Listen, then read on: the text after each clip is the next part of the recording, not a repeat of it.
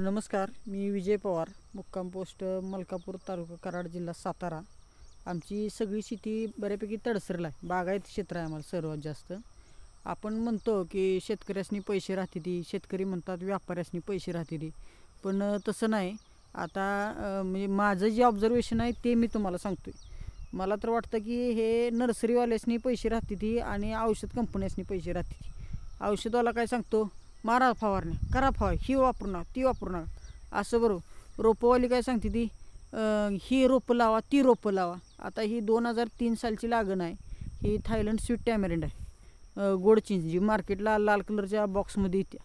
हिला पाऊस पडला तरच ह्याला पीक लागतं आहे, नाहीतर ह्याला पीकच लागत नाही. 2003ची लागण आहे. एकदाच फक्त आम्ही पीक घेतलं आहे ह्याचं, नाहीतर त्या वर्षी आम्ही पीकच घेतलेलं नाही. आता काय काय झाडासनी माल थोडा दिसतोय आणि बाकीच्या झाडासनी नाहीच, दिसतच नाही. आणि टोटल 550 झाडं आहेत. 1-2 झाड नाही, 550 झाड आहेत. त्यातली फक्त ही 72 झाडं, नुसत्या अखंड 500 झाडात फक्त 5-6 झाडासनीच फळं आहेत. किंवा ही चिंच कुठंतरी माल लागतोय. हो.